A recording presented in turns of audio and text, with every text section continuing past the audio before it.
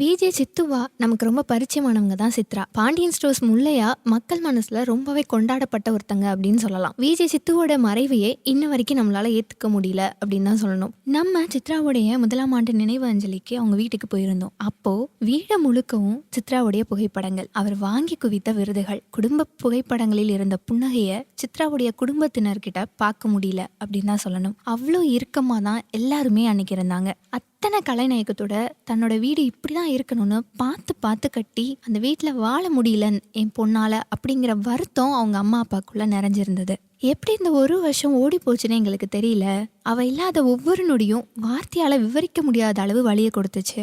அவ போனதுக்கு அப்புறம் எங்க குடும்பத்தோட சந்தோஷமே போச்சு. நைட்டெல்லாம் தூக்கமே வர மாட்டேங்குது. காலையில ஷூட்டிங் கிளம்பி போயிடுவா. கரெக்டா 10 மணிக்கு அவளுக்கு ஃபோன் பண்ணி சாப்பிட்டியான்னு கேட்பேன். தினமும் 10 மணி வந்தாலே அவ ஞாபகம் தான் வருது. அந்த 10 மணியை இப்ப வர எங்களால கடக்கவே முடியல. அப்பாவுக்கு என்ன வேணும், அம்மாவுக்கு என்ன வேணும்னு ஒவ்வொன்றும் பார்த்து பார்த்து பண்ணுவா. அவளே போனதுக்கு அப்புறம் நாங்க இருந்து என்ன பண்ணன்னு பல முறை செத்துடலாம் கூட யோசிச்சிருக்கோம். இப்படி எங்களை அனாதையா விட்டுட்டு போவான்னு கொஞ்சமும் நினைச்சு பார்க்கல.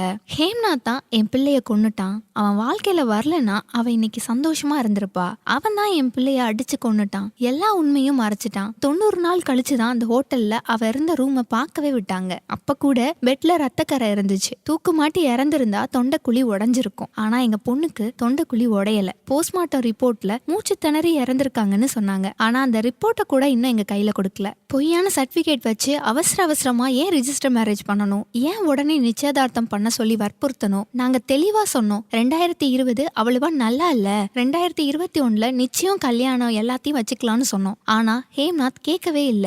சித்ராவை ஹேம்நாத் வீட்டுக்கு கூட்டிட்டு போறேன்னு சொன்னப்போ நாங்க வேணான்னு தான் சொன்னோம். அவன் அம்மா தான் என் பொண்ணு மாதிரி பாத்துக்கிறேன்னு சொல்லி கூட்டிட்டு போனாங்க. நாங்க அவங்க வீட்டுல இருக்கிறதா தான் நினைச்சோம். ஹோட்டல்ல அவங்க தங்கியிருந்த விஷயமே எங்களுக்கு ஒரு நாள் முன்னாடி தான் தெரியும். இப்ப வரைக்கும் அவனும் சரி அவன் வீட்லயும் சரி எங்க கிட்ட ஒரு வார்த்தை கூட பேசல. தப்பு பண்ணாதவன் அவ சாவுக்கு ஏன் வரல, இன்னைக்கு வரைக்கும் ஏன் எங்களை வந்து பார்க்கல, அவன் அவளுடைய சாவுக்கு காரணமும் இல்ல அப்படின்னா யார் காரணம்னு சொல்லுங்க அப்படின்னு ரொம்ப உருக்கமா பேசியிருந்தாங்க. அதோட எங்களால காருக்கு தொடர்ந்து இஎம்ஐ கட்ட முடியல. அதனால காரை தூக்கிட்டு போயிட்டாங்க. இப்ப நாங்க இருக்கிற வீட்டையும் காலி பண்ண சொல்லிட்டாங்க. நாங்க தான் கொஞ்ச நாள் டைம் கேட்டிருக்கோம். அவ ஆசைப்பட்டு வாங்கின வீடும் இப்ப கைவிட்டு போக போகுது. ஏதோ இடம் வாங்கணும்னு அவனுக்கு எங்க கண்ணு முன்னாடி 5 லட்சம் ரூபாய் கொடுத்தா. சேர்த்து வச்சிருந்த பணம் எல்லாத்தையும் அவன் கேட்கும் போதெல்லாம் தூக்கி தூக்கி கொடுத்தா. ரோட்ல பிச்சை எடுக்கிறவங்க இறந்துட்டா கூட கேஸ் நடத்தி அவர் எப்படி இறந்தாருன்னு ரிப்போர்ட் கொடுப்பாங்க. ஆனா எங்களுக்கு இதுவரை எங்க பொண்ணுக்கு என்னதான் ஆச்சுன்னு எந்த ரிப்போர்ட்டும் கொடுக்கல. அவ சாவுக்கான நீதி இன்னமும் கிடைக்கல.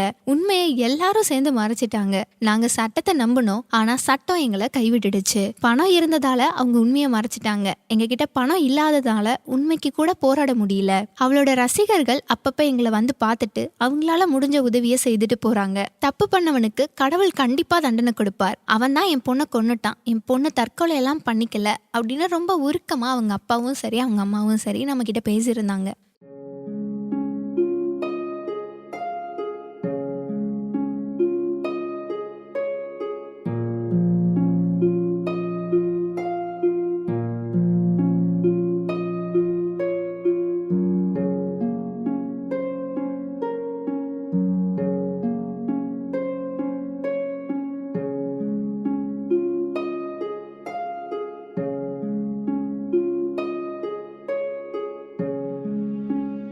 இது வரைக்கும் மன அழுத்தத்தில் இருக்கேன். மீண்டு வர முடியல. எனக்கு வந்து தூக்கம் இல்லாமல் சரியான சாப்பாடு ஏற்றுக்க முடியாமல் இப்படி இந்த ஒரு வருஷமாக நாங்கள் அதாவது தாங்கியிருந்தோம். இந்த உயிரே இருக்காதுன்னு நினச்சாங்க. போதும் அந்த மாதிரி சூழ்நிலை எனக்கு இருக்குது. வாழ்க்கை வேணாம், முடிச்சுக்கலாம், அந்த பொண்ணு இறந்து பிறகு நம்பியாக இருக்கணும், அந்த மாதிரி ஒரு மன அழுத்தத்தில் எனக்கு வந்து அதெல்லாம் தாண்டி அவங்க முதலாம் ஆண்டு நினைவஞ்சலி ஏன்னா சித்ரா எங்களுக்கு அப்பா அம்மா தான் இதே தான் சொல்லியிருப்பாங்க. அவ இருக்கும்போது எங்களுக்கு பெரிய மலை, இந்த குடும்பத்தில் பெரிய மலை. எங்களுக்கு அது இல்லாத ரொம்ப எங்களுக்கு உயிரோடு இருக்கிறதே வேஸ்ட்டுன்னு நினைக்கிற மாதிரி எங்களுக்கு இருக்கு. சமீபத்துல சித்ராவுடைய வழக்குல கிடைச்ச தீர்ப்புல ஹேம்நாத் நிரபராதி அப்படின்னு அவரை விடுதலை பண்ணிட்டாங்க. அதுக்கப்புறம் நம்ம அவங்க அப்பா கிட்ட இது தொடர்பா பேசியிருந்தோம். ரொம்ப ஆதங்கத்தோட ரொம்ப வலியோட அவர் நிறைய விஷயங்கள் நம்ம கிட்ட பகிர்ந்துக்கிட்டாரு. அவர் நம்ம கிட்ட பேசினது என்னன்னா, பொண்ணு வந்து தாலி கட்டல ஒண்ணு பண்ணல, ஏமாத்திட்டு அந்த பொய்யான உதயத்தில் வந்து எங்க போயிட்டு போலீஸ் கட்டி வந்து அங்க கூப்பிட்டு போலீஸ் ஆஃபீஸர் வந்து எங்களை கூப்பிட்டு நான் செத்துடுவேன், என் பொறுத்து செத்துடுவேன் சொல்லிட்டு நான் பேங்கில் போயிட்டு கைது போட்டான். அவங்க அப்பா அம்மா வந்து கைது போட்டாங்க. சிவனே மயம் வந்து கேட்கக்கூடாது, திட்டக்கூடாது மேடம், நீங்க பேசாலும் வந்து நான் பேசாம இருக்கேன், அமைதியா இருக்கேன் வேணாம் மேடம். இல்ல நேத்து நீங்க போயிருந்தீங்களா அங்க கோர்ட்டுக்கு, நீங்களும் அம்மாவும்? நான் போகலையா, நான் எதுக்கு போனோம், நான் எதுக்கு போகணும் மேடம், எதுக்கு போகணும் மேடம், அதான் பேப்பர்ல போட்டா டிவி போட்டேன், அவன் தான் முடிஞ்சு போச்சு, அவன் தான் எதுக்கு கோர்ட்டுக்கு போனோம். நான் வந்து என் பேர் காம்பரேட் மேடம், அமைதியா வாழ்றேன், அமைதியா போறேன். எப்ப முடிஞ்சு போச்சு எனக்கு, என் வாழ்க்கை எனக்கே முடிஞ்சு போச்சு. என் வீட்டுக்கு எப்ப கால் வச்சாலும் வாழ்க்கை முடிஞ்சு போச்சு. நீதி இல்லை மேம், அதான் சொன்னேன், நீதி அநீதி, நீதி கிடைக்காது மேடம், சாதாரண கிடைக்காது. ஒரு அம்பானி அதானி அவங்களுக்கு கிடைக்கும், நம்ம கிடைக்காது. எனக்கு அந்த பாமர் மக்களுக்கு 2 லட்சம் கிடைக்காது. எல்லா கரமாதர் கொடுத்துட்டான், எல்லா கரமாதர் கொடுத்துட்டான். இது பேரு என்ன கொடுக்குறது, அவன் எதுக்கு அந்த போட்டில் போனோம், அந்த போட்டில் போட்டு தகுதி அவனுக்கு இருக்கு. அவன் வீட்டுல 4 ரூம் இருக்கு, அவங்க அப்பா அம்மா வீட்டு 4 ரூம் இருக்கு.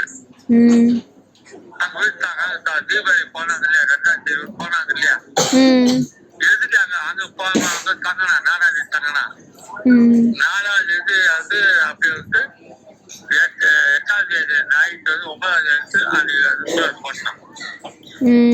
அந்த ஆட்சிக்கே ஒன்றும் இல்லை மேடம், ஆட்சி ஒன்றும் இல்லை. அது இது இல்லையா, இது குரல் வல்லியம் ஐயாடு, அது நல்லா இருக்கு. அந்த பிஎம் பாத்துட்டேன், நல்லா இருக்கு, மூச்சு திணறு. இந்த நிலையில சித்ராவுடைய அப்பாவும் அவங்களுடைய ஷாலாலேயே அவங்க வீட்டில் தூக்குமாட்டி தற்கொலை பண்ணியிருக்காங்க. இந்த சம்பவம் எல்லாரையுமே காலையில இருந்து மிகுந்த அதிர்ச்சிக்கு உள்ளாக்கியிருக்கு அப்படின்னு தான் சொல்லணும். ஸோ அவருடைய இந்த முடிவு பலரையும் அதிர்ச்சிக்கு உள்ளாக்கியிருக்கு அப்படின்னு தான் சொல்லணும். விஜய் சித்ராவுடைய மறைவுலேருந்தே மீளாத அந்த குடும்பம் அவங்க அப்பாவுடைய மறைவை எப்படி ஏற்றுக்க போகிறாங்கன்னு தெரியல. சீக்கிரமே அந்த குடும்பம் இவருடைய மறைவுல இருந்தும் சித்ராவுடைய மறைவுல இருந்தும் மீண்டு வருவாங்க அப்படின்னு நம்புகிறோம். ஆழ்ந்த இரங்கல்கள் காமராஜ் சார்.